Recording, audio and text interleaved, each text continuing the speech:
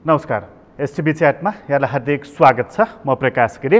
STV च्याटको आजको अङ्कमा चर्चा गर्नेछौँ यो बरालिएको नेपालको राजनीति र त्यो बरालिएको नेपालको राजनीति कुन तहसम्म असरल हुन सक्छ। धेरै खालका कुराहरू अहिले चर्चा परिचर्चाको बीचमा रहेको छ। सरकारको बनौटको सन्दर्भलाई लिएर, संसदको विघटनको सन्दर्भलाई लिएर र त्यसपछि बन्न सक्ने समीकरणहरूको सन्दर्भलाई लिएर यी थुप्रै सन्दर्भहरू छन् र केन्द्रको मात्रै छैन, प्रदेशहरूका पनि रहेका छन्। तिनले पनि केही न केही असरहरू पारिरहेका छन्।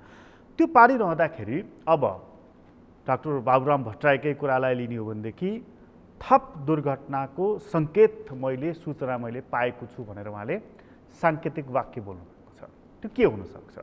प्रधानमन्त्री केपी ओलीलाई नै आशंका गरेर अर्को थरीहरूको भनाइ छ। माधव नेपालहरूको र अन्य नेताहरूको पनि अभिव्यक्ति छ कि प्रधानमन्त्रीले थप खतरनाक कदम चाल्न सक्दछन् भनेर। अन्य गठबन्धनहरूको कुरा अहिले सर्वोच्च अदालतमा पुगेर टिकिरहेको छ र अदालतले के भर्डिक्ट दिन्छ त्यो हेर्न बसिरहेको अवस्था रहेको छ। यो अवस्थामा अब हाम्रो बाटो के हो त? अब नेपालको राजनीति कुन मोडमा पुगेर अडिन्छ अथवा यसले निकै ठुलो अथवा अहिलेको राजनीतिक प्रणाली, यो संविधान, यसलाई विस्थापन गरेर अर्को विकल्पतर्फ जान्छ त? आजको अङ्कको हाम्रो मूल चासो यो रहनेछ। हामीसँग कुराकानीको लागि आज स्टुडियोमा राजनीतिक विश्लेषकको रूपमा परिचित व्यक्तित्व हुनुहुन्छ अरुण कुमार सुवेदी। तपाईँलाई स्वागत छ। धन्यवाद प्रकाशजी। यो कोभिडले एउटा अवसर पनि दिएको छ नि। हजुर। सोच बनाउने, अध्ययन गर्ने, घटनाहरूको चाहिँ के लाउने, होइन, आफूलाई पनि आत्मसमीक्षा त्यो पनि दिएको छ। तर जुन प्रकारको वातावरणले रिक्स जुन आएको छ यो महामारीको, त्यसले गर्दाखेरि सन्तासका बीच मान्छेलाई सोच्न गाह्रो पर्ने स्थिति पनि छ। त्यो खतरा पनि छ। मूल कुरा चाहिँ जब अस्ति मन्त्री परिषदको पुनर्गठन भयो, कुराको सुरुवात त्यहाँबाट गरौँ जस्तो लाग्छ मलाई। हजुर। उप प्रधानमन्त्री हुनुभयो राजेन्द्र महतो। हजुर। हिजोको राजेन्द्र महतोको स्ट्यान्ड र हिजोको केपी ओलीको स्ट्यान्ड कहाँ थियो भन्ने कुरा हाम्रो दर्शकहरूलाई जग्गा छ। तर आज उहाँहरू कुम जोडेर एउटै क्याबिनेटमा हुनुहुन्छ। जुन दिन उहाँले शपथ खाएर आफ्नो कार्यभार सम्हाल्नुभयो, त्यसपछि उहाँले एउटा एक वाक्य बोल्नुभयो, तर त्यो वाक्य चाहिँ तोप पड्काए जस्तो भयो। यो बहुराज्य राष्ट्रियता, यो बडा गजबको शब्द उहाँले जुन प्रयोग गर्नुभयो नि, त्यसको भयङ्कर विरोध भयो। पछि उहाँले माफी पनि माग्नुभयो, मैले त्यो भनेको होइन, बङ्ग्याइको छ भनेर। यो तपाईँले यसलाई कुन अर्थमा लिनुभयो? वास्तवमा उहाँले खोजेको के, गर्न खोजेको के जस्तो लाग्यो तपाईँलाई? होइन, उहाँले पहिलेदेखि नै मधेस केन्द्रित राजनीतिक शक्तिहरूले उठाएका विषयवस्तुभन्दा खास भिन्न गएर आएको अभिव्यक्ति मैले त्यो मानेको छैन। दुई, उहाँले जुन वक्तव्य निकाल्नु भएको छ त्यो आत्मआलोचना हो कि पुष्टि हो, त्यो बिचबिचकै वक्तव्य पनि छ उहाँले त्यस पछाडि निकाल्नु भएको। तर यो चाहिँ हामीले अहिले राजेन्द्र महतोजीलाई गाली गऱ्यौँ, मैले राजेन्द्र महतोजीलाई जस्टिफाई गरेको पनि होइन। यसलाई पहिले सैद्धान्तिक रूपले हेर्नु पर्यो। त्योभन्दा पछाडि तपाईँ त्योभन्दा अगाडि तपाईँ पत्रकार भएको हुनाले त्यो धारा 3मा राष्ट्रको परिभाषा गरेका छ है। धारा 3मा राष्ट्रको परिभाषा गर्दाखेरि बहुजातीय, बहुभाषिक, बहुधार्मिक है। होइन, ती 3टा भए पुगिहाल्छ मलाई। पढ्दाखेरि जसले पनि अब गुगल गर्दा भइहाल्छ है, सजिलो छ। अनि पहिलेको जस्तो चाहिँ अब किताबबाट मात्रै ल्याएर भन्नु पर्दाखेरि पो मान्छेले यसले धेरै पढाएर छ जस्तो लाग्छ। अहिले त सबैका हातमा सूचना छ अनि सबै मान्छे एक किसिमले त्यो विद्वताको एउटा लेभलमा पुगिसकेका छन्। अब सूचनाकै आधारमा विद्वान भन्दाखेरि है, अब प्रज्ञा भने अलग कुरा हो। यसको सुरुवात चाहिँ यसलाई के भने अङ्ग्रेजीमा नेसनालिटिज भनेर भन्छ, जसको एक किसिमको जात वर्ग छ, आफ्नै भाषा र संस्कृति छ, धर्म छ, धर्म नभए पनि संस्कृति छ भने तिनीहरूलाई चाहिँ नेसनालिटिज भन्छ। र यसको सबभन्दा पहिले प्रयोग भएको, राजकीय रूपमा प्रयोग भएको भनेको सोभियत युनियनमा हो। लेनिनले सुरु गरे यसलाई र त्यहाँको मूल प्रवाह जुन क्रिस्चियन अर्थोडक्स थियो, अब त्यो बोल्सेविक क्रान्तिका त की पर्सनहरू त सबै ज्युज थिए, अर्थोडक्सहरू थिएनन्। की पर्सनहरू Trotsky Jews, Stalin Jews, Lenin Jews, र त्यतिखेरको चेस्काको उपप्रमुख कि प्रमुखै पनि ज्युज। चेस्का भनेको पछि केजिबी जसलाई भन्ने की पर्सनहरू थिए। र सम्पूर्ण त्यो सोभियत युनियनभित्रका जो जातिहरू थिए नि, उज्बेक थिए, ताजिक थिए, होइन, अनि जर्जियन थिए, उक्राइनियन थिए, बेलोरसियन थिए, ती सबैको आफ्नो किसिमको संस्कृति पनि थियो, आफ्नो किसिमको चाहिँ भन्दा भाषा पनि थियो, र अलग जात। क्रिस्चियनिटी नै माने पनि जर्जियन र बेलोरसियन अलग, उक्रेनियन अलग, उक्रेनियन फेरि बढी प्रोटेस्टेन्टहरू, होइन। अनि तिनीहरूलाई चाहिँ नेसनालिटिज भनियो क्या, नेसनालिटिज। अब यसलाई तपाईँले नाम विशेषण, राष्ट्रको विशेषण राष्ट्रियता हुन्छ होइन, राष्ट्रबाट।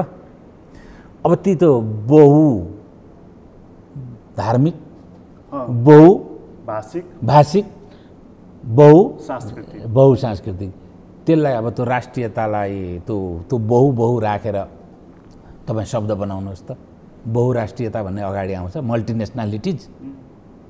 त्यो बहुराष्ट्रियता मल्टिनेसनालिटिजको अर्थ के हो भने नेपाल एउटा राष्ट्रियता छँदैछ, त्यसका अतिरिक्त अरू पनि अर्को राष्ट्र नै छुट्टै बाउन्ड्री भएको राष्ट्र हुन्छ, त्यो अलग राष्ट्रियता हुन्छ भनेर त्यो प्रकारको कुरो अर्थ लाग्दैन मल्टिनेसनालिटिजले चाहिँ। तर नेपालको परिवेशमा त्यो सोभियत युनियनकालीन, जसलाई पछि चाहिँ पश्चिम युरोपका लिबरल लेफ्ट लिबरलहरूले पनि त्यसलाई सट्टै अङ्गीकार गरे। त्यसलाई तपाईँले एउटा बडो इन्ट्रेस्टिङ कुरामा उदाहरण भन्छु। रोमानियाबाट एउटा मान्छे टर्बाइन र जेनेरेटर बेच्न, हाइड्रो पावरको इक्विपमेन्ट बेच्नका लागि म कहाँ आयो। आउँदाखेरि हामीहरू चाहिँ 3 जना बसिरहेका थियौँ। हाम्रो प्रोजेक्ट म्यानेजर हुनुहुन्थ्यो तामाङ, चाइना उहाँलाई लिएर जाँदाखेरि चाइनिजै सम्झिने, चाइनिजमै कुरा गर्ने उहाँसँग आएर। उहाँको गेटअप त्यस्तो थियो। अध्यक्ष हुनुहुन्थ्यो नेवार, अलिकति कालो कम्प्लेक्सनको। म भइहालेँ। अनि उसलाई जसले लिएर आयो त्यो चाहिँ एकजना लिम्बू जातिको मान्छेले लिएर आयो। सबै कुराहरू भए। अन्तिममा हिँड्ने बेलामा अब त्योसित धेरै कुरा हुँदाखेरि अब म युरोप घुमेको, त्यो रोमानियाको बारेमा पनि कुरा गरेँ, उसलाई बडो इन्जोय गरेँ। उसले एउटा त रिसाउँदैनस् भने र अन्यथा लिँदैनस् भने एउटा क्वेसन सोध्नु पऱ्यो तँलाई भन्यो। के भन्नु? तँ यस्तो छ, तेरो अध्यक्ष त्यस्तो छ, यो मलाई लिएर आउने पनि नेपाली नै हो, यस्तो छ, तेरो प्रोजेक्ट म्यानेजर यस्तो छ, तिमीहरू 4वटा किसिमका मान्छे छौ, नेपाली चाहिँ को हो भनेर सोध्यो क्या। उसले एउटै भयो। अब बाहुनलाई अनेपाली भन्ने कि, नेवरलाई अनेपाली भन्ने कि, तामाङलाई अनेपाली भन्ने कि, अब लिम्बूलाई अनेपाली भन्ने। त्यस कारण यो कन्सेप्ट उहाँले ल्याएको कन्सेप्ट, उहाँले जे कुरो बोल्नुभयो सैद्धान्तिक रूपमा अस्वाभाविक होइन। र यसको त्यतिखेरै संविधान बनाउँदैखेरि काङ्ग्रेसलाई नगर भने यो कुराको आउँछ भन्ने थाहा थियो। संविधानविदहरूले कसरी हेरे कमसे यो आउँछ भने किन परिभाषा किन भन्नुहुन्छ भने यो त ठ्याक्कै त बोल्सेविक क्रान्तिताकाबाट लिएर आएको। प्रचण्डले त्यतिखेर यो सबै त यो बाबुराम र प्रचण्डको भाषा हो नि त, पुरै बाबुराम। उहाँहरूलाई त थाहा थियो कि त्यो लेनिनले त्यतिखेरको के गरे, नेसनालिटिज मन्त्री नै स्टालिन। फेरि त्यतिखेर लेनिनको क्याबिनेटमा नेसनालिटिज मन्त्री नै कमिसार भन्थ्यो नि, commissar of नेसनालिटिज Stalin, Joseph Stalin. त्यतिखेर कमिसार भने मन्त्री नै हो त्यहाँ। अनि त्यो त्यहाँबाट आएको थियो। यसको इम्प्याक्ट के पर्छ भन्ने कुरा त काङ्ग्रेसले बुझ्नु पर्यो नि त। अलिकति बुझ्ने प्रदीप दाई हो, हुन त प्रदीप दाईले भोट हाल्नु भएन, बाहिरै बस्नुभयो क्या र। तर यस्तो ड्राफ्टको बारेमा हुन त उहाँ आफै अर्ध लेनिनिस्ट अर्ध गान्धीस्ट प्रदीप दाई होइन, उहाँहरूले जतिकाले उठाउनु पर्थ्यो। त्यो हुबहु त्यतिखेर कि बोल्सेविक क्रान्तिताका जुन नेसनालिटिजको परिभाषा गर्यो मल्टिनेसनालिटिजको, र त्यो मल्टिनेसनालिटिजबाट अरू चाहिँ जुन माइनर कम्युनिटिजहरू भनौँ न, माइनोरिटी कम्युनिटिजहरूलाई एक ठाउँ ल्याएर मेजोरिटी अर्थोडक्स क्रिस्चियनिटीलाई त त्यहाँ त निषेध गरे हो नि त एक किसिमले। त्यो एउटा एथेइस्ट ख्रुश्चोभ हुन्जेलसम्म त सबै के अरे त्यहाँ त मेजोरिटीबाट त कुनै पनि शासनै भएन हेर्नुहोस् रुसमा त कम्युनिस्ट शासनकालमा हेर्नुहोस्। अनि मूल प्रवाह मार्क्सवादलाई बनाएर अनि माइनोरिटी एक ठाउँ राखेर मेजोरिटीलाई निषेध गरेपछि शासन गर्न सजिलो हुन्छ। यो बडो रणनीतिक सूत्र पनि हो। त्यही अनुसार त्यसै राखेर त साउथ एसियन सोभियतको कुरा कसले गरे? प्रचण्डजीले गर्नुभएको होइन कुनै जमाना। अब यो यहाँ नेपालमा चाहिँ लागू गर्न कसरी अप्ठ्यारो भयो भने अब हो कि होइन, म त सैद्धान्तिक कुरा मात्रै गर्छु यसमा, अलिकति यसमा बहस गर्नु। जस्तो भारतको हकमा साना साना भाषा पनि छन्, धर्म पनि धेरैवटा छन्, तर एउटा लिङ्ग्विस्टिक ग्रुपले के हो भने जस्तो तमिल निर्धारण गर्छ। तैलङ्गहरू जो छन्, तैलङ्गमै अरू 15वटा भाषा छन्, तेलुगु भाषा भित्र तेलङ्गाना र आन्ध्र प्रदेशमै। त्यो तैलङ्गले एउटा गर्छ, कन्नाडले एउटा गर्छ, तिनीहरूलाई चाहिँ नेसनालिटिज भन्ने भारतको हकमा यो लागू हुन्छ। नर्थ इस्टमा पनि नेसनालिटिजको आधारमै त्यो साना साना विभाजन भएको। अब नेपालमा एउटा समस्या के छ भने जस्तो तराईको हेर्नु हो भने तराईमा पनि विभिन्न जात छ, सोसल क्लस्टर भन्छु म। अझै यो सोसियोलोजीको मान्छेले राम्ररी गर्ने, समाजशास्त्रको मान्छेले गर्नु होला, मलाई त्यसको अलिकति प्राज्ञिक धरातल मेरो कमजोर छ। तर जो अहिले समाज देखिरहेको छ, समाज गर्नलाई त युनिभर्सिटी पढ्नु त पर्दैन होइन। जस्तो एउटा भुराबाल भनेको तागाधारी समूह छ, एउटा क्लस्टर, एउटा जादव छ, एउटा क्लस्टर, एउटा चाहिँ के भने वैश्य क्लस्टर छ, ओबिसी जस्तो भारतमा भन्छ। फेरि इन्डियामा पनि यही क्लस्टर छ। अर्को तपाईँको चाहिँ डेका क्लस्टर भन्छ, जस्तो धानुकहरू, झाँगर बाँतरहरूको क्लस्टर छ, दलितहरूको क्लस्टर छ एउटा है। एउटा इन्टरनेसनलै क्लस्टर छ मुस्लिम। तर यी अनि अर्को क्लस्टर छ तपाईँको आदिवासी जस्तो। यी सबै क्लस्टरहरूलाई पहाडहरूलाई छाडेर सबै क्लस्टरलाई चाहिँ के भने मधेसको क्लस्टरले लगभग एक ठाउँ ल्याउने स्थिति हुन्छ। अनि मधेसको नाममा त नेसनालिटिज हो कि होइन भन्ने कुरा एउटा परिभाषा। अब मधेसका नेताहरूको चाहिँ त्यो नेसनालिटिज हो, नेपालबाट अलग राष्ट्र हुनुपर्छ भन्ने नेसनालिटिज होइन कि, तर नेपालभित्रको एउटा नेसनालिटिज हो भन्ने कुरा अर्थ लाग्छ। अब पहाडमा आउँ हेर्नुहोस्, पहाडमा त अचम्मको छ हेर्नुहोस्। जस्तो लिम्बू भयो, लिम्बू जाति, लिम्बू र राईको बिहाबारी चल्छ, राईको त झनै चल्ने भइगयो। अब एउटा राईले बोलेको अर्को राईले बुझ्दैन।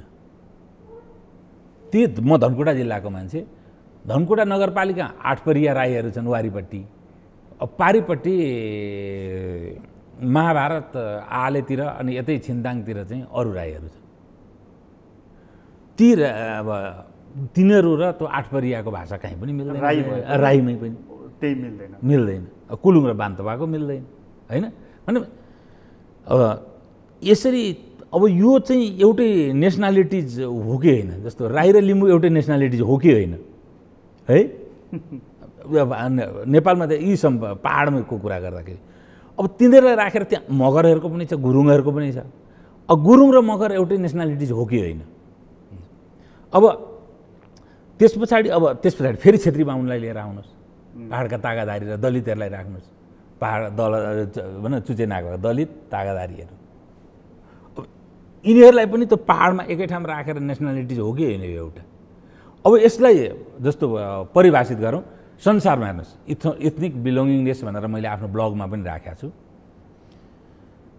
अब इन्डियाले अलिकति मोदीको प्रशासन आएपछि परिवर्तन के भयो भने संसारभरिमा हिन्दूप्रति नै ऊ बिलोङ्गिङनेस राख्न थाल्यो। अब चाहिँ उसले हिन्दूको नामबाट जस्तो नेपालको हिन्दू र बुद्धिस्ट अझै भनौँ को नामबाट नेपालको पहाडी कम्युनिटीको मान्छेलाई त्यस कारणले कुनै प्रकारको क्लिन्जिङ अथवा लिन्चिङ भयो युरोपियली देशमा अथवा मिडल इस्टको देशमा भने त्यो गर्न पाइँदैन भनेर भारतले कुरो उठाउँछ। अब हामीहरूले के कुरा उठाउँछौँ भने हिन्दूको छाता। अर्को चाहिँ इथनो लिङ्ग्विस्टिक बिलोङ्गिङनेस जुन छ नर्थ इस्टमा जस्तो खसियाहरूले धेरै ठुलो चाहिँ उ गरे के अरे नेपाली भाषी पहाडी नेपाली भाषीहरूलाई अन्याय गरे मेघालयमा। त्यसमा नेपालले कुरो उठायो, भुटानको बारेमा उठायो नेपालले। तर जतिखेर खसियाहरूले त्यहाँ अन्याय गरिरहेका थिए त्यो नेपालीहरूलाई माथि जुन व्यापक रूपमा क्लिन्जिङ भइरहेको थियो, त्यतिखेर त्यहाँ यादवहरू अथवा चाहिँ कुनै महतोहरूसित पनि त्यही व्यवहार भएको थियो। त्यसको बारेमा नेपालले कुरो उठाएन। त्यस कारण ब्रोडर जुन तराईका हाम्रा क्लस्टरहरू छ त्यसको पपुलेसन नेपालमा चाहिँ सानो छ, त्यसको व्यापक पपुलेसन चाहिँ भारतमा ठुलो छ। त्यस कारण ग्लोबल्ली यो जुन छ, जस्तो क्षेत्रीमा सुवेडी नै भन्नु, अर्का हात गिरी नै भन्नुहोस्, गिरी, सुवेडी, पहाडे, गुरुङ, मगर, लिम्बू, राई, यी कसैलाई पनि कुनै पनि प्रकारको अर्को देशमा क्लिन्जिङ अथवा लिन्चिङ भयो भने त्यो नेपालले चाहिँ त्यसको बारेमा कुरा उठाउँछ कि उठाउँदैन? उठाउँछ नि त। त्यस कारण यो एउटै नेसनालिटी चाहिँ हो कि होइन, यो सोच्ने कुरा। त्यस कारण पश्चिमले जस्तो अघि मलाई रोमानियनले भने जस्तो ठ्याक्कै चाहिँ यहाँ त्यो लागु हुँदैन, रुसमा लागु गरे जस्तो पनि, युएसएसआरमा लागु गरे जस्तो पनि लागु चाहिँ हुँदैन, त्यसरी परिभाषा गर्न मिल्छ कि मिल्दैन? जस्तो राई र लिम्बूको बिहाबारी चल्छ, तर दुल्हा दुलही बोल्नु पर्ने भने एउटाले अर्कोको भाषा बोल्न जान्दैन, सम्पर्क भाषा नेपाली चाहिन्छ। त्यस कारण यो कन्सेप्टको आधारमा मल्टिनेसनालिटिज बाई नेसनालिटिजको यो कन्सेप्टको विवाद पहिलेदेखि छ। तर यो कन्सेप्टको बीजारोपण गर्ने चाहिँ यो हेर्नुहोस्, माओवादीले यो कुरा लिएर आएपछि नै त्यस पछाडि यो चाहिँ तराईमा पनि प्रवेश गरे हो। त्यहाँभन्दा अगाडिकै चाहिँ के भने जनसङ्ख्याको आधारमा समान तराईप्रतिको एउटा भेदभाव भयो, आन्तरिक औपनिवेशीकरण भयो, हामीहरूलाई समान अवसर दिनुपर्छ र सकारात्मक विभेदको नीति लिनुपर्छ भन्ने मात्रै हो गजेन्द्र नारायण सिंहहरूले लिएर आएको चाहिँ। हेर्नुहोस्, यहाँनिर दुईवटा कुरा क्लियर गरौँ त। यहाँ माओवादीले यो विषय मल्टिनेसनलिटिजको विषय किन उसले उदिनेर अथवा बोकेर ठपक्कै ल्यायो? होइन, यो चाहिँ के छ भने पट्टु कल्चर कम्युनिस्टहरूमा साह्रै धेरै हुन्छ। फलाना माओले यसो भन्नुभएको थियो, लेनिनले यसो भन्नुभएको थियो, नेपाललाई के गर्नुपर्छ भन्ने मतलब कम हुने क्या। भनेपछि त्यो पट्टु कल्चर पनि हो एउटा, र एउटा रणनीतिक कुरा पनि। त्यसैले त हेर्नुहोस्, जात जाति र भाषावादी इथनो लिङ्ग्विस्टिक ग्रुपबाट चाहिँ माओवादीलाई भयङ्कर ठुलो सपोर्ट पनि भयो नि। यो कारणले यो रणनीतिक रूपमा पनि थियो। त्यो आन्दोलनमा त सपोर्ट भयो नि त। पछि त अब उहाँहरूलाई त बुमर्याङ गर्यो। अब मान्छेले बुझ्दै गएपछि त बुमर्याङ गर्छ नि एक दिन त। एक्सपोज त्यही कुरालाई मधेसीहरूले पनि एडप्ट गरेका हुन्। हो, यो पछि हो त। माओवादीहरूले नै जब माओवादी मधेसी लिडरहरूबाट यो कुरो आउन थालेपछि एक्जिस्टेन्सको लागि पनि उनीहरूले त गर्नै पर्ने स्थिति थियो। शङ्का चाहिँ मधेसीहरूलाई जुन गरेका छन् कि बहुराष्ट्र भन्दाखेरि राष्ट्रभित्र नि बहुराष्ट्र अलग हुन खोजेको, यो जुन आँखाबाट होइन, राष्ट्रियता भनेको नै राष्ट्र नेपाल भने जस्तै अर्को मधेस हुन्छ र त्यो दुईटा राष्ट्रियता हो भन्ने होइन क्या। त राष्ट्रियता नेसनालिटिज भनेको इथनो लिङ्ग्विस्टिक ग्रुप हो। अहिले मधेसका यी जुन मैले 4-5वटा क्लस्टर भयो त्यसलाई मधेसीले एक ठाउँ राख्यो होइन। अघि राजेन्द्र महतोले जुन अभिव्यक्ति दिए त्यसपछि भएको विरोध भनेको चाहिँ हाम्रोमा अर्को राष्ट्र होइन। त्यो बुझाइको के छ भने महेन्द्रका पालादेखि अधिकरणीय राष्ट्रवाद भनेर भन्छु, यो मेरो शब्द हो। हाम्रो राजा हाम्रो देश, एउटै भाषा एउटै भेष, त्यो होइन है त्यो होइन है। तर त्यो हाम्रो यति डिप सिटेड छ, यति नस्लियता छ, यति नस्लियता चाहिँ हामीहरूमा हावी भइसकेको छ कि धोती लगाएर कुर्ता लगाएको मान्छेलाई हामी चाहिँ मतलब नेपाली मान्न पहाडे मानसिकता धेरै अहिले त धेरै कम भयो। तर पनि त्यो सोसल मिडिया र कति मिडिया हेर्दाखेरि त होइन जस्तो लाग्छ होइन। मान्नलाई अहिले पनि अस्वीकार गरेको अवस्था। त्यो हो भने त्यसको काउन्टरमा के हो भने टोपी लगाएर तराईमा जाँदाखेरि चाहिँ भोट माग्न नसक्ने अवस्था, त्यो त निर्माण भयो नि त अहिले। बिस्तारै त्यो मेटिन्छ अब चाहिँ होइन। म यसो होइन, म एउटा खतरनाक स्थिति पनि छ। जस्तो कि तपाईँ हामीहरूले सिक्नुपर्ने चाहिँ यसमा श्रीलङ्का र पाकिस्तानबाट हो। पाकिस्तान भन्ने नै शब्द जुन छ इस्लामहरूको लागि छुट्टै पवित्र भूमिको नामाकरणले पाकिस्तान हामीहरूलाई चाहियो भन्ने मान्छे यो अहिले हरियाणा पर्छ, त्यहाँको एकजना नवाब थिए पहिली सुरु गर्ने है, तिनको नाम बिर्सेँ मैले। पछि यसलाई पोलिटिकल एजेन्डाको रूपमा इस्टाब्लिस गर्ने भन्ने चाहिँ सैयद हुसेन सोहरावर्दी हुन्। सोहरावर्दी बङ्गाली कालो। अब त्यो चाहिँ पाकिस्तानका सिन्धी पन्जाबी ती गोरा पस्तुनहरूको अगाडि त बडो त दोयम मान्छे। पछि पाकिस्तान भइसकेपछि प्रधानमन्त्री हुनुपर्ने मान्छेलाई 1.5 वर्ष प्रधानमन्त्री भए सैयद हुसेन सौरावर्दीलाई प्रधानमन्त्री भएको मान्छेलाई अपदस्थ गरेर देश निकाला गरियो बङ्गाली भएको कारणले। पछि पनि प्रधानमन्त्री हुनुपर्ने मान्छे थिए शेख मुजिबुर रहमान, उनलाई नदिएर जबरजस्ती जुल्फिकार अली भुट्टोलाई दियो। त्यसले गर्दाखेरि के हो भने जब अधिकरणीय राष्ट्रवाद उर्दू अनिवार्य राष्ट्रियताको मूल प्रभाव भनेको बङ्गाली होइन, त्यो चाहिँ पन्जाबी र सिन्धीहरू हुन्, पश्चिम पाकिस्तानका हुन् भन्ने जुन अधिकरणीय राष्ट्रवाद त्यहाँ लाग्यो, सेनामा त्यस्तो प्रकारको भेदभाव सुरु भयो र त्यस पछाडि के हो भने तपाईँले हेर्नुहोस् एउटै भाषा एउटा भेष अल्टिमेटली रिजल्टेड इन्टु बङ्गलादेश। ठ्याक्कै त्यही चाहिँ कुरो श्रीमाव बण्डरा नायकाले पनि सुरु गरेको हुनाले त तमिल विद्रोह भएको हो नि त। म यतातिर आउनु खोजेँ। त्यस कारण यो कुरामा हाम्रो टोलरेन्ट हुन बहुत जरुरी छ। यहाँनिर मैले तपाईँलाई आशयको कुरा गर्दै थिएँ नि, जस्तो माओवादीले यो मल्टिनेसनलिटीको कुरा चाहिँ स्टालिनबाट अथवा रुसबाट सर्लक्कै बोकेर ल्याए एउटा र सर्लक्कै बोकेर ल्याएर यसमा फेरि के छ भने नेपालमा सांस्कृतिक अतिक्रमणकारी शक्तिहरूलाई मूल प्रवाह संस्कृतिलाई निषेध गरेपछि साना जुन त्यो इथ्नो लिङ्ग्विस्टिक ग्रुपहरू छन् त्यसमाथि अतिक्रमण गर्न सहज हुन्छ भन्ने एउटा दोहोरो रणनीतिमा को अन्तर्गत यो आयो क्या। मधेसीहरूले यो मुद्दा बोकेको भनेको चाहिँ नि अस्तित्वको लागि कि अलग हुनको लागि? एउटा कुरो के भने हामी चाहिँ पहाडे होइनौँ, दौरा सुरुवालवाला होइनौँ, हाम्रो अलग पहिचान छ भन्ने एउटा त हो। पहिचानको लडाइँ त हो उनीहरूको, कि त पहिलेदेखि नै थियो, यो अहिले बढी मुखरित भएर आएको पछि एउटा पहिचानको लडाइँ थियो। त्यो पहिचानको लडाइँमा अब कम्युनिस्टहरूले चाहिँ बढी यो मुद्दा बोकेर लिएर गएपछि यसलाई अरू उग्रताका साथ उनीहरूले त स्थापित नगरेसम्म उनीहरूको अस्तित्वको सङ्कट सुरु भयो। त्यो रणनीतिक पनि थियो।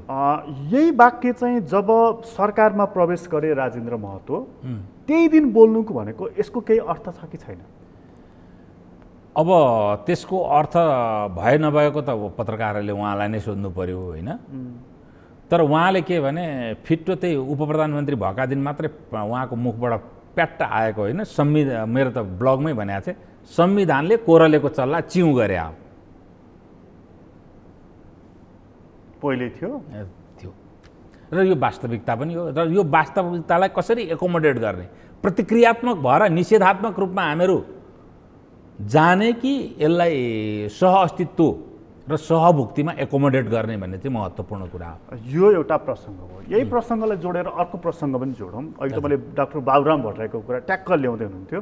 स्टालिनको चाहिँ नि त्यो जस्ताको तस्तै त्यो धेरै दुःख नगरिकन सर्लको कम्युनिस्टमा यो हुन्छ नि त। अब देङ र चाहिँ माओको विचारबाट देङले डिपार्चर गर्ने बित्तिकै चीनमा केही पनि भएन के अरे सामाजिक संशोधनवादी देङ मुर्दाबाद भनेर नेपालको वालमा पेन्टिङ भएको तपाईँहरूले भेट्नु भएन भने मैले त जीवनकालमा भेटेको कुरा हो। त तिनै डाक्टर बाबुराम भट्टराईले चाहिँ मैले यस्तो सूचना पाएको छु कि अब निकै गम्भीर दुर्घटनातर्फ मुलुक जाँदैछ, प्रधानमन्त्री त्यस्तो खालको चाहिँ नि कदम चाल्ने मैले सूचना पाएको छु भनेर।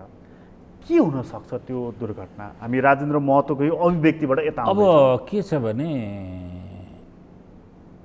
बाख्राका लागि दुर्घटना तर जन्तीका लागि सुघटना हुन्छ, एउटै घटना। बाख्रो काटिनु नै हो त्यहाँ। अब यो कुरो जुन बाबुरामजी अहिलेमा जुन हताशा देखिरहेको छु, यो अहिलेको संवैधानिक प्रणाली र अहिलेका जुन संविधानका प्रजातन्त्र बाहिरका जुन आधारभूत विशेषताहरू भनिएको छ तिनीहरूको सबभन्दा बढी ओनरसिप लिने व्यक्ति अहिले बाबुरामजी नै हो, त्यस पछाडि प्रचण्डजी नै हो, अनि पछिल्लो केही हदसम्म उपेन्द्र यादवजी र माधव नेपालजीले लिइराख्नु भएको छ। काङ्ग्रेसको बारे मलाई थाहा छैन काङ्ग्रेसको के हो त होइन। एउटा मुन्नी बेगमको गजल छ, अफसोस है कि घर का पता मुझसे खो गया, अब सोचना है कि जाना किधर है भने जस्तो छ काङ्ग्रेसको। के हो यो?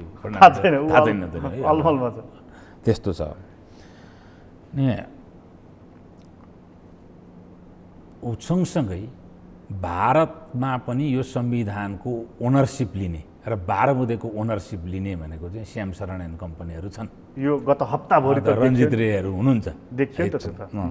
उहाँहरूको पनि ह्यु एन्ड क्राई त बढेर गएको छ त्यहाँ। खबरदार मोदी यसो गरौला र उसो गरौला भनेर, होइन? अब सँगसँगै यहाँ के अरे हाम्रो बाबुरामजीको पनि कुरा आएको छ।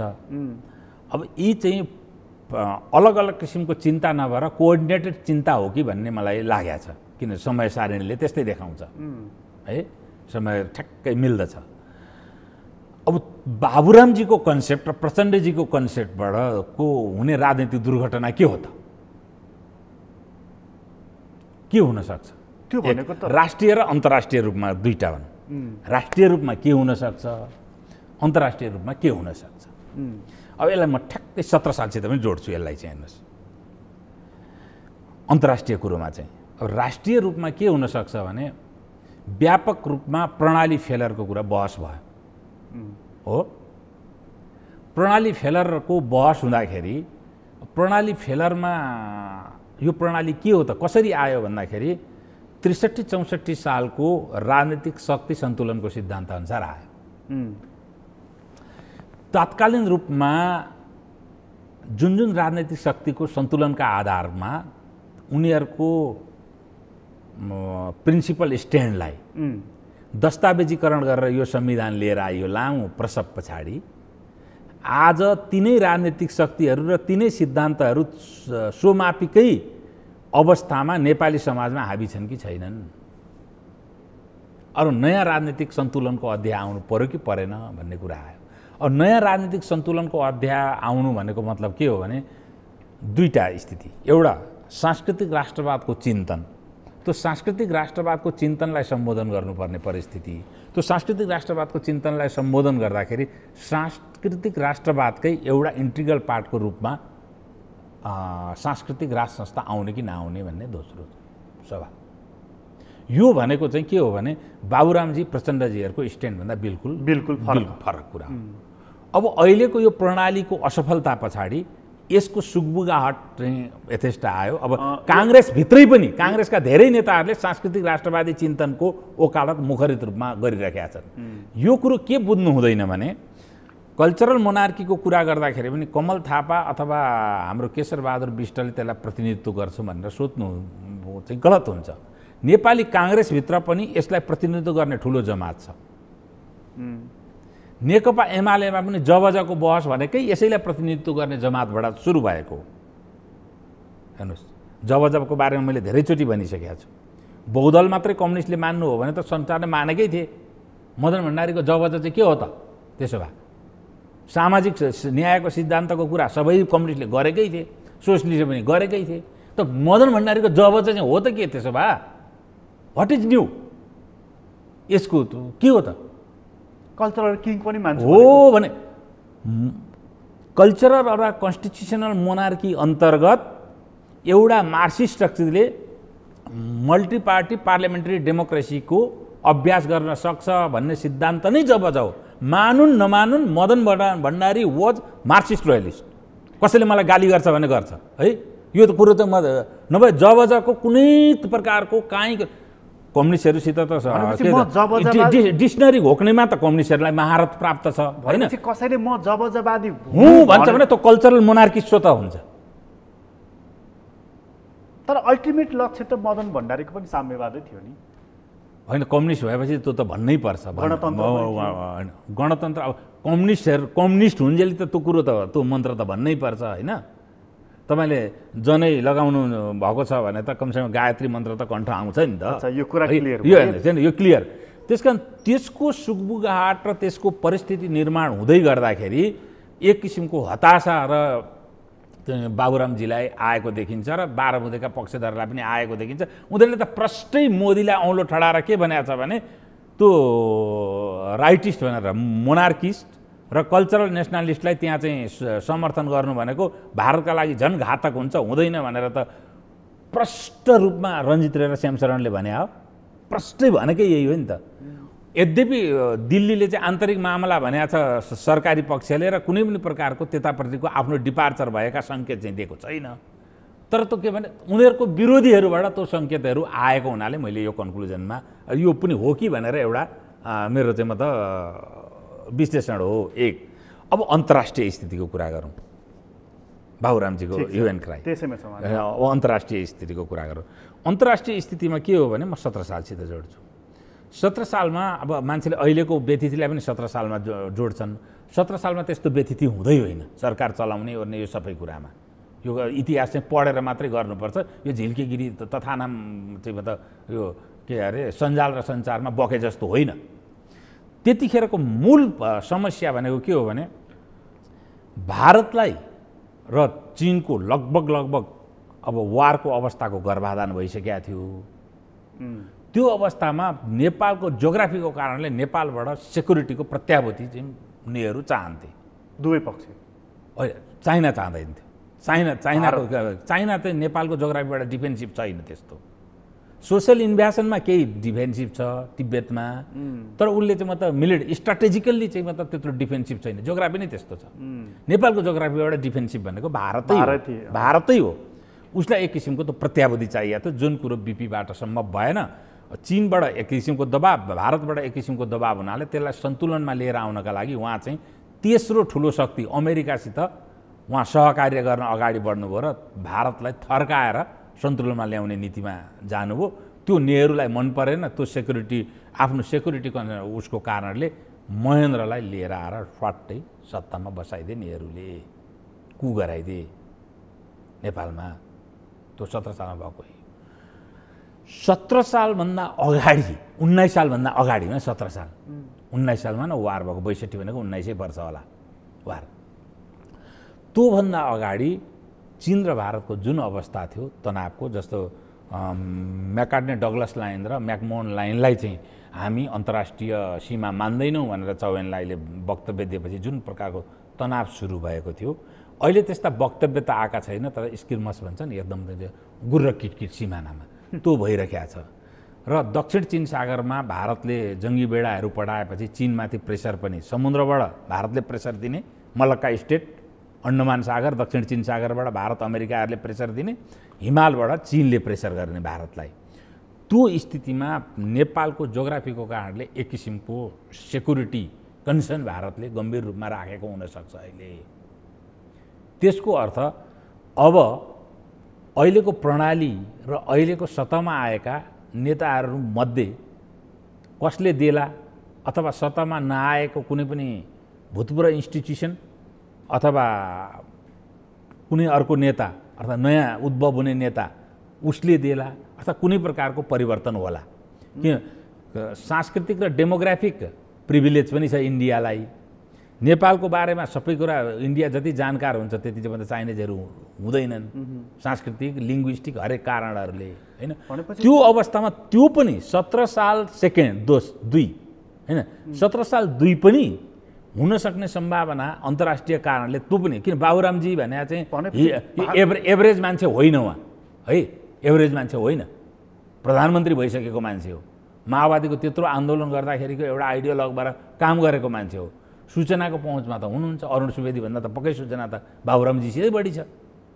भने यी दुईटा मैले अहिले देखेको चाहिँ आन्तरिक रूपमा पनि मैले कुरा गरिहालेँ, बाह्य कारणले पनि यो परिवर्तन भयो भने आन्तरिक रूपमा यो अहिले आएको जुन एउटा सुगबुगाहाट छ, एक किसिमको एउटा गेस्टेसन सुरु भएको हो कि भने जस्तो अवस्था छ।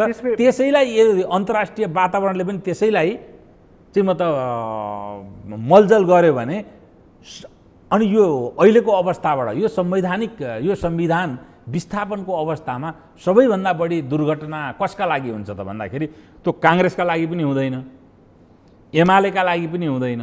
त्यो सबभन्दा ठुलो दुर्घटना कसैका लागि हुन्छ भने प्रचण्ड र बाबुरामजीकै लागि हुन्छ। त्यो दुर्घटना बाबुरामजीले त्यो माओवादै त्यागेर गएको हुनाले उहाँलाई अलिक कम क्षति हुन्छ कि होइन? माओवाद त्याग्नु र ग्रहण, प्रचण्डले माओवाद ग्रहण गरेको अथवा माओवादी पार्टीको नेता प्रचण्ड र माओवाद कम्युनिस्टसित मेरो सम्बन्धै छैन भन्ने बाबुरामजीको एजेन्डागत रूपमा के फरक छ अहिले?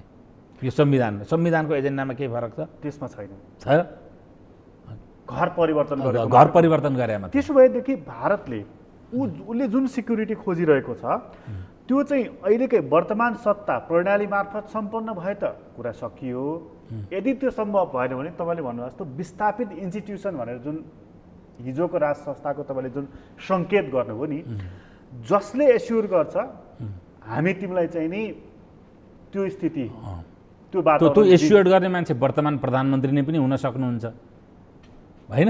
विस्थापित अहिलेका पूर्व प्रधानमन्त्री अथवा त्यो पूर्व प्रधानमन्त्रीभन्दा बाहिरको नेताहरू पनि हुनसक्छ र इन्स्टिट्युसन पनि अहिले विस्थापित इन्स्टिट्युसन पनि हुनसक्छ, यसै भन्न सक्दैन। तर उहाँहरूलाई चाहिँ मूलत आन्तरिक रूपमा अघि मैले भनेको परिवर्तन र बाह्य दबावले पनि त्यसलाई मलजल गर्छ भन्ने भय चाहिँ अहिले श्याम शरण र रञ्जित रेको वक्तव्य र बाबुरामजीको चिन्ताले त्योतर्फ चाहिँ म त सङ्केत गरे हो कि भन्ने मेरो विश्लेषण हो।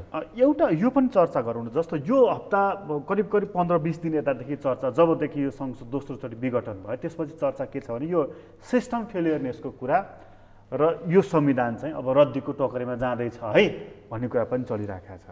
अब म सुरुका दिनदेखि संविधानप्रति गम्भीर असहमति राख्ने हुनाले मैले नै कति भन्नु, जसले संविधान अभ्यास गरेका छन् अब तिनीहरू नै बोलुन् कस्तो लागिरहेको छ।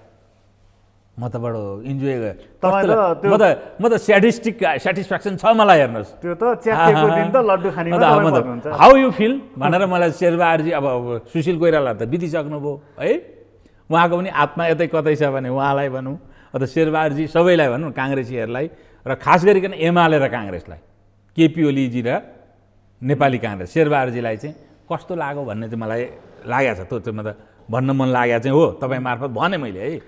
तर यो फेलर हुँदाखेरि जुन बहस आएको छ नि त्यो बहस चाहिँ सर्वथा उचित छैन।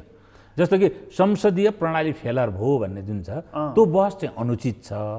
तर यो संवैधानिक प्रणाली चाहिँ यो संवैधानिक अवस्था चाहिँ किन फेलर भयो भने शाश्वत प्रजातान्त्रिक मूल्य मान्यताभन्दा बाहिरका विषयलाई संविधानको मूल विशेषता बनाएर तपाईँले प्रतिष्ठाको केही राजनीतिक शक्तिहरू र नेताहरूले त्यसलाई प्रतिष्ठाको विषय बनाए, त्यो कारणले चाहिँ यो संवैधानिक प्रणाली अलिकति धराशायी हुँदै गएको। यद्यपि यसमा के हो भने हामीहरूको त मिश्रित प्रणाली छ नि, अब इलेक्टोरल प्रणाली यो समानुपातिक भएको हुनाले पनि असफल भयो भन्नेहरू पनि छन्। तर त्यो म किन पनि मानिराखेका छैन भन्नुहुन्छ भने इजरायल कम्प्लिटली समानुपातिक प्रणाली हो, तर त्यहाँ चाहिँ हाम्रो प्रणालीगत असफलताको कहीँ पनि त्यहाँ बहसहरू भइराखेको छैन। हालाकि नेपालमा भन्दा बढी नै सरकारहरू परिवर्तन पनि भयो। यो हाम्रोमा चाहिँ प्रणाली फेलियर भएकै सङ्केत हो। यो संविधान चाहिँ फेलर भएको हो, तर यसलाई म संसदीय प्रणाली हो वेस्टमिन्स्टर शैलीकै फेलर चाहिँ म मान्न तयार छैन। संविधान फेलियर हो नि त, यही संविधानले नै बोकेर ल्याएको हो नि त संसदीय प्रणाली होइन। यो संविधानभन्दा संसदीय प्रणाली जेठो हो नि, इलेक्टोरल प्रणाली यो संविधानले बोकेर लिएर आयो हो कि। तर यस अलिकति छान्ने कुरा गर्नुभयो तपाईँले, संवैधानिक प्रक्रिया चाहिँ फेल भएको, संसदीय प्रणाली चाहिँ उन्नत भएको होइन। संसदीय प्रणाली उन्नत पनि भएन। संसदीय प्रणालीमा 15 सालको निर्वाचन पछाडि नेपालमा एउटा प्रब्लम छ। के प्रब्लम छ भने 15 सालको संविधानमै तत्कालीन महाराज महेन्द्र र नेपाली कङ्ग्रेसको बिचमा गम्भीर विमति के थियो भने सोभेरेन्टी कहाँ राख्ने भन्ने विमति थियो। पिपुल सोभेरियन हो कि महाराज सोभेरियन? महाराज सोभेरियन हुन्छ, मेरो देश भन्ने महाराजले भन्ने महाराजको कन्सेप्ट। अनि मेरो देश त पिपुलले पो भन्छ र मेरो राजा पिपुलले भन्छ, सोभेरियन त पिपुल हो भन्ने काङ्ग्रेसको कन्सेप्ट। गणतन्त्र त कन्सेप्ट होइन, तर पिपुलको राजा पिपुलको देश भन्ने काङ्ग्रेस, राजाको देश राजाको जनता भन्ने राजा। सोभेरेन्टीमा यो गम्भीर भएपछि सोभेरेन्टीको बारेमा यस्तो गोलमटोल र यसरी जारी गरिन्छ भने त 15 सालको संविधान हेर्नु होला कसरी गोलमटोल भाषा प्रयोग गरियो। त्यस पछाडि सोभेरेन्टीकै अब अन्तर्राष्ट्रिय विवादको बारेमा मैले भने त्यो राजामा सोभेरियन किङ हुने उत्कट चाहिँ महत्त्वाकांक्षा महेन्द्रले, त्यो चाहिँ उनले 19 सालको संविधानमा रिफ्लेक्ट गरे। जनता सार्वभौमसत्ता जनतामा निहित हुनेछ, जनतामा निहित सार्वभौमसत्ता महाराज धीराज मार्फत प्रयोग हुनेछ भन्ने लेख्न सकिन्थ्यो नि त, होइन। सार्वभौम सत्ता शिरपाल महाराधिराजमा निहित हुनेछ भनेर लेखियो। महेन्द्रको धेरै कुराको म प्रशंसक, तर महेन्द्रले आफ्नो जीवनकालमा गरेको सबैभन्दा ठुलो पोलिटिकल ब्लन्डर के हो भने त्यही थियो, जनतामा रहेको सार्वभौम सत्ता आफूमा चाहिँ उनले खोजे। जुन दिन जनताले सार्वभौम सत्ता आफूमा खोज्न सक्थ्यो त्यतिखेरै मोनार्की दुर्घटना पर्थ्यो र एक दिन न एक दिन जनताले त सार्वभौम सत्ता त खोज्छ, यो मेरो देश त भन्छ होइन। मेरो देश भन्दाखेरि मेरो राजा होइन भनौँ भने त सकिएको त। मेरो देश र मेरो राजा हुन्जेली न राजा पनि बस्ने हो, त्यो सबभन्दा ठुलो गल्ती थियो। मेरो कम्पनीको सिइओ त म जसलाई राख्न सक्ने भएँ हो।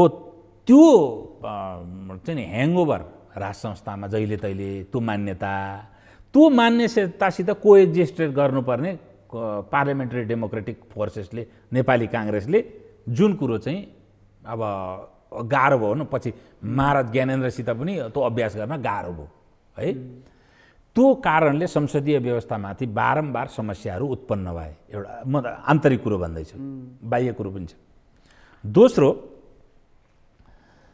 अब कम्युनिस्टहरूको कुरा, पछि चाहिँ राजा कमजोर हुँदै गए, कम्युनिस्ट बलियो हुँदै आए। दरबारको ठाउँ कम्युनिस्टहरू हो त, अनि पछि के कम्युनिस्ट बलियो भएको होइन त? अहिले कम्युनिस्ट बलियो हुँदै आए। अब कम्युनिस्ट भने पनि के भने पार्लियामेन्ट्री डेमोक्रेसी अथवा वेस्टमिन्स्टर शैलीको त होइन।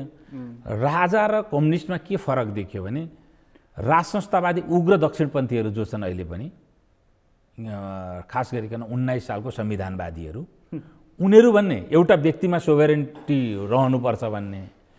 अब कम्युनिस्टहरू भन्ने पिपुल मार्फत कम्युनिस्ट पार्टीमा सोभरेन्टी रहनुपर्छ भन्ने। यिनीहरू संस्थागत डिक्टेटोरियल सिस्टममा विश्वास गर्ने भए। दुवै पक्ष होइन, ऊ चाहिँ के भने ऊ चाहिँ व्यक्ति अथवा राज संस्थाको प्रतिनिधिको राजा हुन्छ नि त, राजाको रूपमा एउटा चाहिँ मतलब इन्डिभिजुअल अथवा एउटा संस्थामा चाहिँ उनीहरू ट्रेडिसनल इन्स्टिट्युसनमा सोभरेन्टी हुनुपर्छ भन्ने राजावादीहरू। अब एउटा कम्युनिस्ट पार्टी नै मतलब को डिक्टेटोरियल सिस्टम जनवादी केन्द्रीयता हुनुपर्छ भन्ने कम्युनिस्ट भए। यी दुइटैसित सहकार्य गर्दाखेरि, यी दुइटै डेमोक्रेसी र यो संसदीय प्रणालीकालाई निषेध गर्ने शक्तिहरूसित त्यही प्रणाली अन्तर्गत सहकार्य गर्दाखेरि व्यतिथि निर्माण भएको हो। आजसम्मको रोग यति हो है, यो आजसम्मको रोग यति हो। आज पनि त नेपालका कम्युनिस्टहरू संसदीय लोकतन्त्रप्रति प्रतिबद्ध छैनन्। अब बारम्बार हेर्नुहोस्, कम्युनिस्टहरूको पनि त अब 6 सालदेखि आजसम्मको व्यथा भन्नुहोस् कि स्वभाव भन्नुहोस् कि विशेषता एउटै हो नि। जनवादी केन्द्रीयताको स्वैर कल्पना, एउटा युटोपिया देखाएर सङ्गठन सुदृढ बनाउने, जनमत निर्माण गर्ने, त्यस पछाडि बहुदलीय संसदीय प्रजातन्त्रमा अवतरण गर्ने, त्यो अवतरण गर्न चाहिँ संशोधनवाद हो भनेर त्यसलाई खुइल्याएर फेरि अर्को जनवादी केन्द्रीयताको दुकान निर्माण भइहाल्ने, यो अनवरत रूपमा थियो। अन्तिममा आएर त्यसको अवसान अब चाहिँ अब यो नहोस् कि विप्लवले अहिले चाहिँ ल्यान्डिङ गरे, पिसफुल्ली अहिले ल्यान्डिङ गरेपछि उपरान्त कम्युनिस्टहरूमा यो नआइदियोस् भन्ने मेरो चाहिँ सत्कामना मात्रै हो। तर अब आउला नआउला म भन्न सक्दिनँ। अस्ति विप्लवजीको वक्तव्य हेर्नु भएन, जनमत सङ्ग्रह भनेर। जनमत सङ्ग्रह गरेर त जनमत केन्द्रीयतामा हुँदैन। अब त उहाँले के वैज्ञानिक समाजवाद कि यो संसदीय लोकतन्त्र गरौँ। अनि त्यो त्यसकारण उहाँहरूमा के भने अब अहिले आएर त्यो उग्रता पनि छ र अर्को कन्फ्युजन छ। उहाँहरू वेस्टमिनिस्टरको हो कि जनवादी केन्द्रीयताको कुरा गर्ने कि त्यो कन्फ्युजन चाहिँ कम्युनिस्टहरूको ठुलै जनमतमा र नेताहरूमा अहिले पनि छ। त्यसकारण यो संसदीय व्यवस्थाको असफलता भने पनि यो कारण हो। त्यसमा संसदीय व्यवस्था नेपालमा अहिले सफल हुन नसकिरहेको भनेको एकातर्फ दरबारको पेलान, अर्को दरबार जस्तो व्यक्तिमा सोभरेन्टी हुनुपर्छ भन्ने शक्तिसितको सहकार्य गर्नुपर्ने बाध्यता, अर्कातिर कम्युनिस्टहरूसित सहकार्य गर्नुपर्ने बाध्यताको कारणले यस्तो व्यतिथि आएको हो। आन्तरिक कारण र सैद्धान्तिक कारण। अन्तर्राष्ट्रिय कारण के भने 8 सालदेखि आजसम्म पञ्चायतकालमा पनि कुनै प्रधानमन्त्रीले 4-5 वर्ष पुरा गरेन। पुरा गरे पनि धेरैवटा अस्थिरताहरू बीच पुरा गरेको छ। पञ्चायतमा त गरेकै छैन, बिचमा पनि हेर्नुहोस् 5 वर्ष संसदले पुरा गर्यो, प्रधानमन्त्रीले पुरा गरेन। 51 देखि 56 पनि होइन। यस बिचकोमा हरेक सरकार परिवर्तन र व्यवस्था परिवर्तनमा माने पनि नमाने पनि हिन्दुस्तान ड्र्याग भएर आएको छ। पछिल्लो अध्यायमा पश्चिम र चाइना पनि ड्र्याग हुन थालेका छन्। अब यसको मूल कारण के हो? यसको अब चाहिँ मतलब डायग्नोसिस गर्नुपर्छ। नेपालको पोलिटिसियनले पनि यो चाहिँ मतलब थिङ्क ट्याङ्कहरू भने पनि विद्वानहरू हुनुहुन्छ नि, म त होइन होइन, म त एकदम सतहका घटनालाई विश्लेषण गर्ने मान्छे मात्रै हो। मेरो त प्राधिकार पनि मसँग छैन हाम्रो। तर अब त्यो विश्लेषण त्यो भनेको के हो भने हिन्दुस्तान जबसम्म इन्सेक्योर्ड हुन्छ नेपालबाट तबसम्म हिन्दुस्तान नेपालको आन्तरिक राजनीतिमा ड्र्याग भक्को भइ गर्छ। ड्र्याग गर्छ कि इन्टरभेन्सन गर्छ? ड्र्याग हुन त इन्टरभेन्सनै हो नि एक किसिमले। ड्र्याग भएको भइ गर्छ। उसको ड्र्याग चाहिँ इन द सेन्स कस्तो अनिच्छावश पनि हुन्छ नि, कहिलेकाहीँ घट्टा परिस्थिति होइन त उसको सेक्युरिटीमा उसले थ्रेट महसुस गर्यो भने त त्यो इच्छा होइन, अनिच्छावश नै आएको हो। इन्टरभेन्सन चाहिँ जबरजस्त हुन्छ। नेपालको जोग्राफीको कारणले हिन्दुस्तान चाहिँ नेपालको सत्ता आफ्नो विपरीत गयो भने आफूलाई धेरै अप्ठ्यारो पर्छ भनेर हिन्दुस्तान हाइपर सेन्सिटिभ छ नेपालको सत्ताबाट। एक अब नेपालकोमा चाहिँ कम्युनिस्टहरूले र काङ्ग्रेसले पनि टुसम र पछि राजावादीहरूले पनि के गरे भने एन्टी इन्डियनिजम इज नेसनलिजमको कन्सेप्टबाट त्यसलाई प्रतिक्रियात्मक रूपमा नेपालमा जनमत निर्माण गर्ने एउटा मनोविज्ञान निर्माण गर्ने काम गरे। जब त्यहीबाट सत्तामा पुग्छन्, सत्तामा पुगेपछि के भने इकोनोमिक जोग्राफी, सप्लाई सिस्टम है, अनि त्यहाँदेखि कल्चरल जोग्राफी, नेचरल जोग्राफीले गर्दाखेरि त्यो कन्सेप्टलाई पर्मिट गर्दैन। अनि सत्तामा आयो, सम्झौता गर्यो, जनतामा गयो, विरोध गर्यो। यो डबल स्ट्यान्डर्डबाट न राजा न काङ्ग्रेस न कम्युनिस्टहरू भए र जनताहरू पनि अब त चेत्नु पर्ने हो। ओलीजी केबाट आएर अहिले कहाँ हुनुहुन्छ होइन? र यो अब उहाँहरूलाई अब जो एक थरी ओपिनियन मेकरहरूलाई पनि एन्टी इन्डियनिजम नेसनलिजमबाट आनन्द लाग्छ। त्यसले प्र्याक्टिकल्ली कति काम गरेन महत्त्व राख्दैन उहाँहरूका लागि। अब राम्रो चाहिँ छ है, यसपालिको जुन घटनाहरू घटिरहेका छ खुदा न खास्ता यही संविधान अन्तर्गत अथवा अर्को संविधान आएर अथवा कुनै पनि किसिमले चुनाव त हुनुपर्छ। चुनाव हुँदाखेरिलाई चाहिँ उहाँहरूलाई राम्रो प्रडक्ट क्याटर भएको छ यसपालिदेखि। अब त्यो स्कुललाई चाहिँ मोस्ट प्रोभाबली माधव कुमार नेपालजी र प्रचण्डजीले रिप्रेजेन्ट गर्नु होला। अब त्यसकारण जसलाई त्यसमा आनन्द लाग्नुहुन्छ उहाँहरूको पछाडि लाग्नुहोस्। पहिले केपी ओलीको पछाडि लागेकै हो, इन्डोर्स गर्नुहोस्। अहिले केपी ओलीको सत्ता चाहिँ इन्डियाले नै जोगाइदिएको हो त्यसरी त नभनौँ। उहाँले नै जोगाउनु भयो कि केपी ओलीले आफ्नो सत्ता जोगाएको हो कि समाप्त पारेको आफैले? पार्लियामेन्टमा आफूले मेजोरिटी कमान्ड गरेर कन्टिन्यू गरे भए पो जोगाएको त। पार्लियामेन्ट विघटन गरेर चुनावको घोषणा गरेपछि आफ्नो सत्ता आफैले समाप्त पारे होइन केपी ओलीले? सरकार त टिकिरहेको छ नि त। होइन त्यो केयरटेकरको रूपमा अस्ति मैले एउटा ट्विट पनि गरेको थिएँ। 3 वर्ष शासन, 1 वर्ष सर्वोच्चमा संसद विघटनको लागि मुद्दा, 1 वर्ष निर्वाचन प्रक्रियामा जान्छ कि क्या हो केपी ओलीको 5 वर्ष भनेर ट्विट पनि गरेको थिएँ होइन? इक्वल टु 5 वर्ष हुन्छ होइन? यो मतलब अब जस्तो कि अब इन्डियाले चाहिँ केपी ओलीलाई अहिले फेभर गरेको चाहिँ सोझै भन्न सकिन्छ नि होइन?